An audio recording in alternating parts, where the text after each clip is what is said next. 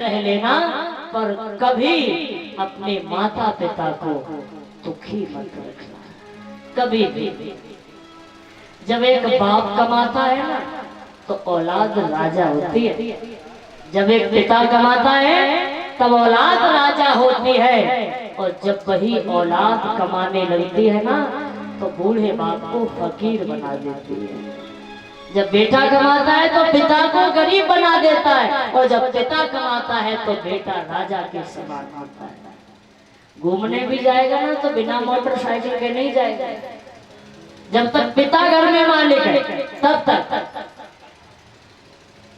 माँ बेटे से कहे तू हमको पूछ, मैंने तुझे 9 महीने गर्भ में रखा, तुझे कैसे जन्म दिया ये हमको पूछ।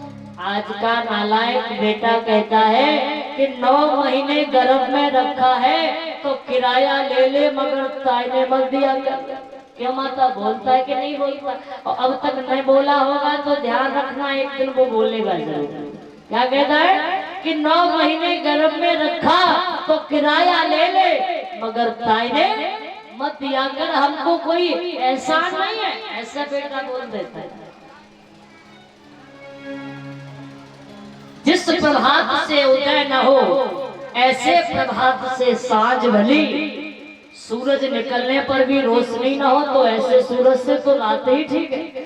जिस प्रभात से उदय न हो ऐसे प्रभात से साँझ भली, और जिसके बेटे से सम्मान न हो ऐसे बेटे से बाँझ भली है, पर ऐसा बेटा नहीं होना चाहिए। ध्यान रखना। क्या हालत हो गई है माता पिता की? दौलत है, धन है, घर है, बेटा है, बहू है, नाती पोते सब घर में, और फिर भी कोई एक गिलास पानी देने वाला उन बूढ़े माँ बाप को नहीं है। माता, एक माँ के 2 बेटा थे, ध्यान देकर सुनना। और तुम सोच रहे होंगे कि गलती इनकी है, पूरी गलती इनकी नहीं, कहीं ना कहीं भूल तुमने भी की होगी, ऐसा नहीं हो सकता। अगर आज तुम बुढ़ापे में रो रहे हो, बुढ़ापे में एक गिलास पानी के लिए तरस रहे हो, तो गलती पूरी बेटे की नहीं, कहीं ना कहीं भूल तो तुमसे भी हुई होगी। तभी तो मैं कहती हूँ कि जब बेटा बड़ा हो जाए, सब लायक हो जाए, तो जिम्मेदारी तुम रखो ही मत, उसको ही सौंप दीजिए। माताओं भाइयों, एक माँ के 2 बेटा थे, ध्यान देकर के सुनना।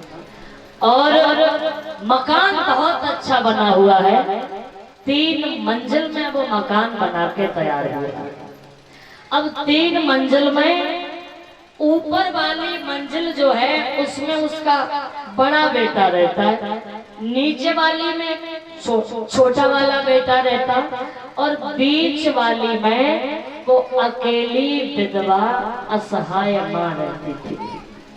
अब ध्यान रखना, 1 महीने में कितने दिन होते हैं? 1 महीने में कितने दिन होते हैं माता? 30 दिन होते हैं 1 महीने में। अब 30 का आधा आधा करो तो कितना हो गया? 15। 1 महीने में 15 दिन वो बूढ़ी माँ बड़े बेटे के घर भोजन खाती है, और 15 दिन छोटे बेटे के घर में भोजन खाती है। तब उस माँ का महीना 1 महीना बीत जाता था। लेकिन ध्यान रखना, 1 साल में माताओं कुछ महीने ऐसे भी आते हैं जो 30 का नहीं बल्कि 31 का पड़ता है। साल में कुछ महीने होते हैं ना जो 30 के नहीं 31 के होते हैं, तो 31 में 1 दिन बढ़ जाता है, और जो 1 दिन बढ़ता था वो 31वें दिन, उस दिन उस माँ को रोटी नसीब नहीं होती थी। उस दिन उस माँ को भूखा रहना पड़ता था, उस दिन उस माँ को भोजन नहीं मिलता था, क्योंकि 1 दिन के लिए रोटी कौन खिलाए।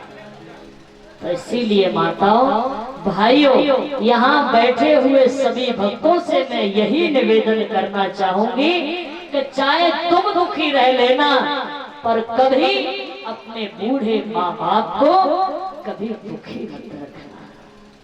माँ के खून की बात छोड़ो, माँ के दूध का भी कर्ज जीवन भर चुका नहीं पाएंगे। तो माँ को दुखी रखने के बाद तुम कभी सुखी नहीं रह सकते।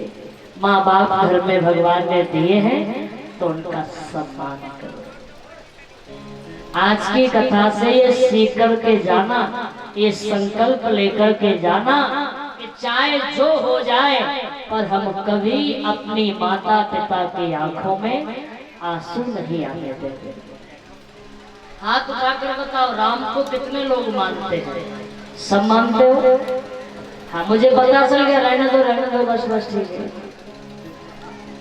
राम को मानते हैं, राम की मानते हो? राम की कितने मानते हो? हाथ खड़ा कर। राम को मानते हैं ये तो सबने कहा, राम की कितने लोग मानते हैं वो बताइए। अगर राम को मानते हो तो राम की भी मानिए। कथा को मानते हो ना, इन कथाओं को मानते हो तो कथाओं की भी मानिए। भगवान को मानते हो तो भगवान की भी मानिए। अच्छा, राम जी का क्या विचार था? तुलसीदास जी ने क्या कहा?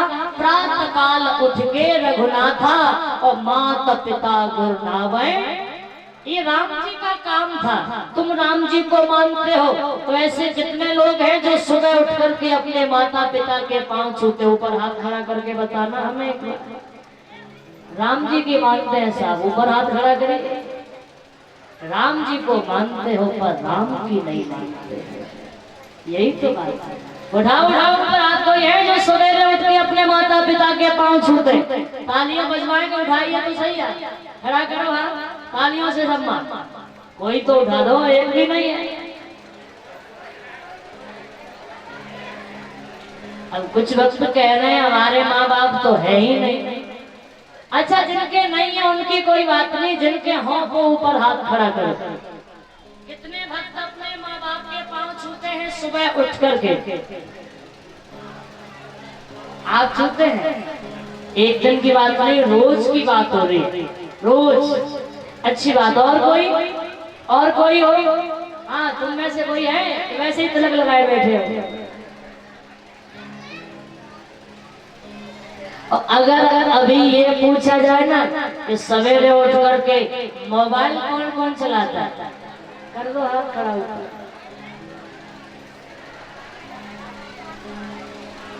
तुम बातचीत कर रही हो, तुम्हारा भी अंदर आना भी रुक जाओ, थोड़ी देर रुको अभी। चलो, एक दो भाई ने हाथ खड़ा किया, इनके लिए तालियां बजा दो कम से कम, ना बुरा लग जाएगा। ताली की बजवाई हमारे लिए बहुत अच्छी बात है। अब बारी माताओं की। ऐसी माताएं कितनी हैं जो सुबह उठ करके अपने सास ससुर पति के पांव छूती हैं? वो ऊपर हाथ खड़ा कर। उठाओ हाथ भाइयों ऊपर। और माताएं हो जो सुबह उठकर अपने सास ससुर पति के पांव छूती हैं। रोज की बात हो रही। क्या बात है? और भी कोई है? मर जाऊंगी पर सासू माँ के पांव नहीं छूंगी, है ना? सासू माँ तो देखने से ही बुरी लगती है, लेकिन माता सासू माँ बहू को दिन रात खटकती है, सुबह शाम खटकती है, लेकिन सबसे बढ़िया तो सासू माँ ही है। क्योंकि मुंह से चाहे कुछ कह ले, लेकिन मन से कभी वो गाली भी नहीं देती तुमको। परीक्षित महाराज जी, तुम्हारे पाँव नहीं छुए जाते? क्यों? पाँव छुए जाते हैं कि नहीं तुम्हारे? माता जी छूती हैं कि नहीं? डर के मारे तो हानि कर रहे।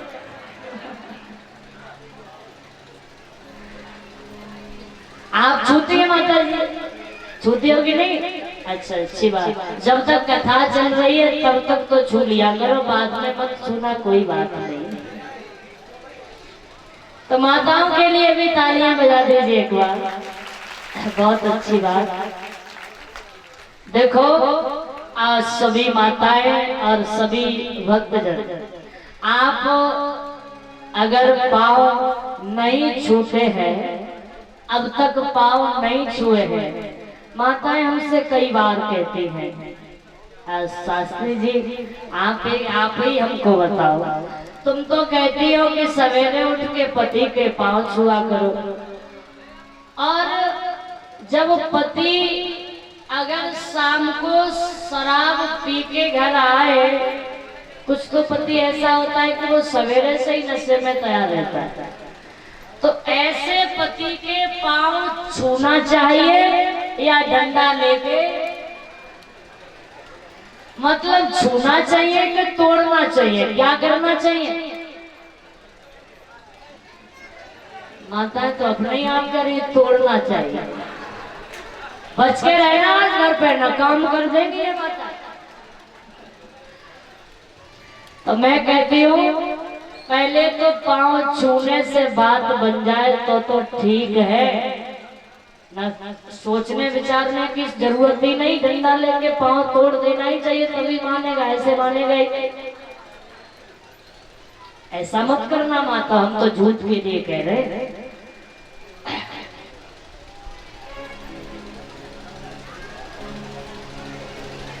माता जब तक काम आप नहीं करोगे तब तक तुम्हारे बच्चे भी नहीं करेंगे। बाल गोपाल को अपने आप देख करके ही सीख जाते हैं, तुम करो पीछे से वो भी करने लगेंगे। तो बच्चों से कुछ करवाना हो तो वो काम पहले आपको करना पड़ेगा। तुम पांव अपने माँ बाप के छुओ तो तुम्हारे बाल गोपाल भी तुम्हारे पांव जरूर ही छुएंगे, यकीन ना हो तो करके देखना घर पे। तो अच्छा, कई बार मैं माताओं के घर जाती हूँ, जो भी मुझे बुलाता है तो मैं वहाँ जाती जरूर हूँ। तो जब मैं जाती हूँ ना तो घर में छोटा सा बालक होता है ना, तो वो पाँव नहीं छूता, तो माताएं जबरदस्ती सिर पकड़ के और पाँव में झुका देती, पाँव में झुका देती है। तो मैं कहती रहने दो, कोई बात नहीं। माताएं कहती है पता नहीं, वैसे तो ये रोज पाँव छू लेता है, पर तुम्हें देख करके इसको डर लग रहा है इसीलिए पाँव नहीं छू रहा। अरे भाई, हमका कोई भूत है जो हमें देख के डर लग रहा है? इसका मतलब यही है कि वो रोज पाँव छूता नहीं। अगर वो रोज पाँव छूता होता ना तो आज भी वो पाँव छू लेता। अच्छा, आप लोग अब तक पाँव नहीं छूते हैं, सुबह उठ करके सबसे राम राम राधे राधे करते हैं, अपने से बड़ों से आशीर्वाद अगर आप लेते हैं, और अगर ऐसा कार्य आप नहीं करते हैं तो ऐसा काम आपको कल से ही करना पड़ेगा। कितने वक्त करेंगे, हाँ या ना? करोगे कि नहीं? करेंगे कि नहीं? कल माता पिता के पांव छूकर आओगे कि नहीं? सुबह उठकर कल से रोज छुएंगे आप सभी, हाँ या ना? हाँ या ना? ये भले हो, यहाँ पे हाँ कर दो, घर पे जाके मत करियो देखने ना। यहाँ पे तो हाँ कर दिया करो। करोगे या नहीं? सभी करेंगे। कल हम फिर पूछेंगे, ऐसा नहीं कि आज छुट्टी होगी, कल फिर पूछा जाएगा कौन कौन पाँव छूकर आया। देखो, जो काम जरूरी होते हैं वो करना चाहिए। जैसा तुम्हारा नाम है, काम भी वैसा ही किया करो, है ना? तो सभी भक्तों से निवेदन है। और देखो, पाँव छूते समय घुटना छू के काम मत चलाया करो, पाँव छुआ करो, क्योंकि आशीर्वाद पाँव छूने से मिलता है, घुटनों में कोई आशीर्वाद नहीं है। इसीलिए घुटना छूकर काम न चलाए, पाँव छुआ करो और बड़ों से आशीर्वाद लिया करो। तो कल से, आज से ये संकल्प लेकर के जाएंगे कि सभी भक्त अपने माता पिता को खुश रखेंगे। और दूसरी बात, सुबह उठ करके अपने माता पिता का सम्मान करोगे। आज से यहाँ से ये संकल्प लेकर के जाना है। बोल गोविंद भगवान की जय। आइए, सुखदेव जी महाराज वर्णन करते हैं, हे राजन परीक्षित, माता सती के पिता दक्ष ने यज्ञ किया, सबको बुलाया पर सती जी को नहीं बुलाया। तो माता सती जी महादेव जी से कह रही हैं, क्या मैं अपने पिताजी के घर चली जाऊं? महादेव जी कहते बिल्कुल नहीं। क्यों? आवत ही हर्षय नहीं, नैनन नहीं सने, और भक्तों वहां न जाइए चाहे कंचन बरसे। जहां पर हमको कोई बुलाए नहीं, उस जगह पर हमको कभी जाना नहीं चाहिए। हाँ, बिना बुलाए जा सकते हो, कहाँ कहाँ जा सकते हो? बिना बुलाए गुरु के पास चले जाओ, कोई अपमान नहीं। बिना बुलाए भगवान की कथा भागवत में चले जाओ, कोई न बुलाए फिर भी चले जाओ, वहाँ कोई अपमान नहीं। बिना बुलाए भगवान के मंदिर में जा सकते हो, बिना बुलाए गुरु के पास जा सकते हो, बिना बुलाए सत्संग या कथा भागवत में जा सकते हो। और इसके अलावा और कहीं बिना बुलाए जाओगे तो वहाँ पर अपमान की संभावना हो सकती है। महादेव जी ने बहुत समझाया, लेकिन सती जी नहीं मानी। सती जी गई अपने घर और वहां जाकर के देखा कि छोटे से छोटे देव का वहां पर आसन है, पर महादेव जी का वहां कोई आसन नहीं। तो सती जी को इतना क्रोध आया और सती जी ने स्वयं अग्नि को प्रज्वलित किया और अपने शरीर को जलाना प्रारंभ कर दिया। महादेव जी को पता चला तो महादेव जी आए दौड़कर, राजा दक्ष के शीश को काट दिया। महादेव जी ने माता सती जी के जलते हुए शरीर को अपने हाथों में ले लिया, क्योंकि मोह उसे छोड़ नहीं रहा है। तब विष्णु भगवान ने अपने चक्र के द्वारा उस माता सती जी के शरीर के टुकड़े टुकड़े होकर के 9 जगह पर जाकर के गिरते हैं। उस जलते हुए शरीर के टुकड़े 9 जगह पर जाकर के गिरे और उसी जगह से ये 9 देवियां प्रकट होती है, जो नवरात्रों में हम 9 देवियों के व्रत रखते हैं।